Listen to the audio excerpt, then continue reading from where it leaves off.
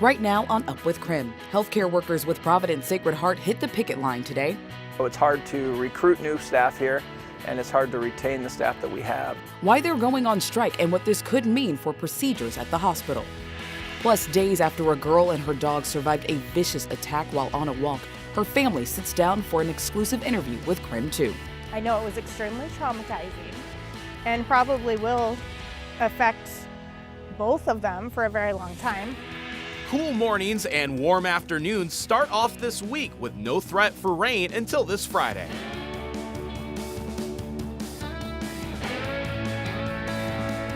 Up with KREM begins now. Well, hi there, friends. Welcome to Monday. Thanks so much for joining us here on Up with KREM at 6:01 on this Monday. I'm Channing Curtis. Meteorologist Thomas Patrick also joining us on this Monday. Thomas, I love that we matched today. You know, Tim is off for his birthday, and you filled in perfectly, rocking the yellow as well. Does that mean there will be a lot of sun today? There will be a lot of sun today. I think that was kind of the vibe we were going for. By the way, we do want to wish Tim a happy belated birthday, where yesterday was his birthday, so hopefully enjoying a nice, well-rested day off for today. But if you're getting going today, well, we are here with you. It is already sunny out there, but it is a bit chilly. 32 degrees. We are right at the freezing mark here in Spokane, so a bit on the chilly side this morning. There are 20s to our north. Deer Park at 24 degrees, the cold spot for the inland northwest, also 28 in Sandpoint. We also got 32 in Pullman, so again, right at that freezing mark or so for this morning. But that sunshine warms us up very quickly. It's just got to get a little higher in the sky first. 53 by the lunch hour today and low 60s this afternoon. All right, as you are waking up and getting ready to head out the door this morning, we are taking a look at I-90 and 4th, kind of near Division. You can see right there, there's a little bit of presence from some fire crews right now. That's because we got word of a brush fire that was just there right out of the camera's range right here. No traffic issues at this time, and it looks like that fire truck is getting ready to clear things out right now. We'll be checking in on this and just making sure that there are no further traffic issues that you need to know about in this area all this morning. And of course, we'll be keeping you updated on any other traffic situations this morning on Up with KREM. Well, in just hours, hundreds of Providence healthcare workers are expected to begin their strike. So this morning, our Brandon T. Jones is following the story for us. So Brandon, can you tell us more about how the hospital is preparing for this strike and how long is this strike expected to last? Yeah, Channing, well, as of this past weekend, our crews saw some fencing installed around certain portions of Sacred Heart, and we know this strike is expected to last until April 30th. About 500 healthcare workers here at Providence will be involved in this strike. That means technicians who work side by side with surgeons and provide imaging, respiratory, and psychiatric care won't be treating patients throughout the end of the month.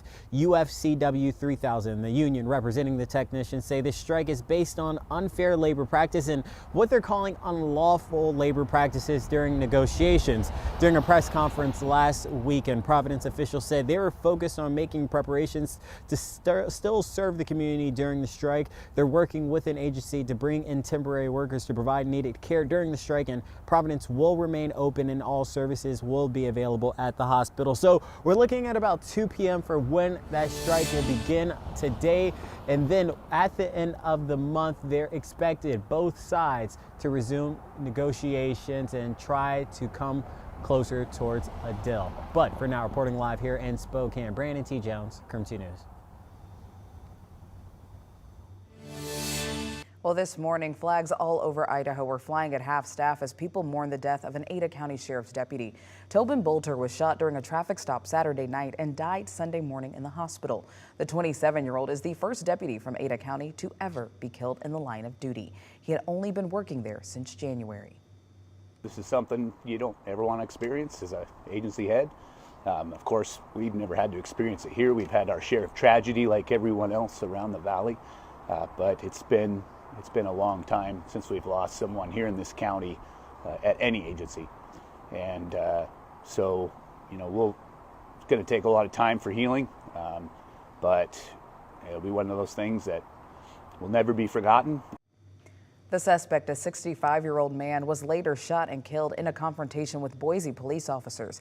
The sheriff's office says he had a warrant out for his arrest, but they don't know why exactly he shot Deputy Bolter. They're also choosing not to identify that man just yet. Now, like I mentioned, to honor the fallen deputy, Idaho Governor Brad Little ordered flags to be lowered to half staff. The governor made the order for all U.S. and state of Idaho flags. They'll stay that way until the day following Deputy Bolter's memorial service. The governor's office will announce that date when it's set.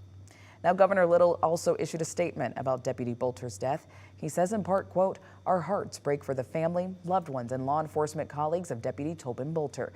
Day in and day out, our brave men and women in blue put themselves in harm's way to protect us and keep our community safe. Idaho is grieving this devastating loss."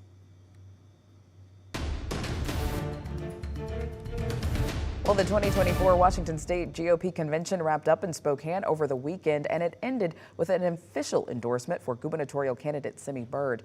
The convention wasn't without some drama, though. That's because last week, the Seattle Times reported Byrd pleaded guilty in 1993 to bank larceny for lying on a credit application. Now, Byrd responded to the article, saying that he's making no excuses and that, quote, "it was wrong." His opponent, Dave Reichert, said that he was told that Byrd would be disqualified, but that never happened. Reichert withdrew his own bid for the party endorsement. Byrd says that he's honored to receive the endorsement, while Reichert is calling the entire convention chaotic and unfair. It's humbling, it's encouraging, certainly, but we're going to do it together. So that's the thing. It's now they're going to be side by side with me, and so I tell them to get ready. At some point, you have to make a decision to say this is crazy. This is not a process that's fair. Other major endorsements this weekend included Pete Serrano for Attorney General, Dale Whitaker for Secretary of State, and Matt Hawkins for State Auditor. We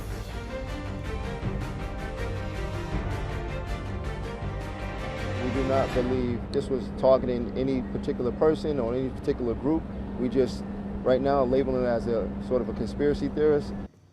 Over the weekend, a 37-year-old man set himself on fire at a park near former President Donald Trump's criminal trial in New York.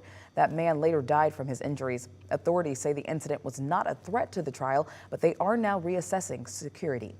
Now, in just about 20 minutes at 6:30, opening statements are set to begin in that trial. Trump is charged with falsifying business records to hide an alleged affair ahead of the 2016 presidential election. CBS's Wendy Gillette has more on what to expect from outside of the courthouse in New York.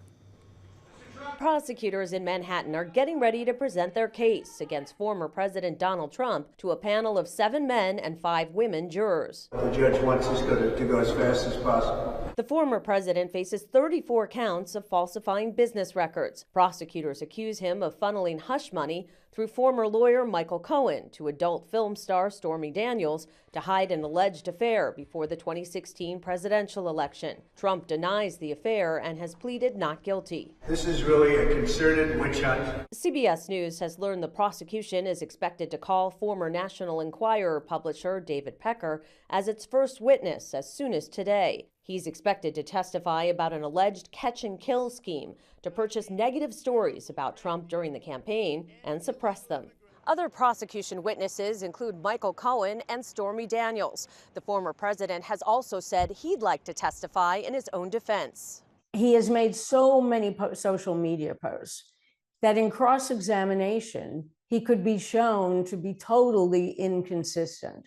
I would never put him on the witness stand if he were my client. The trial has kept Trump from the campaign trail. I think we're going to have to just do a rain check. I'm so sad. A planned return to the stage over the weekend in North Carolina was thwarted by bad weather. Wendy Gillette, CBS News, New York.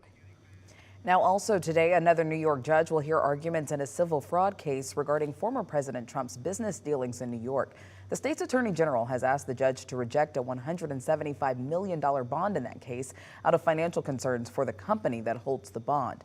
Trump has appealed the order to pay $460 million in the case after the judge ruled that he misrepresented the value of his holdings.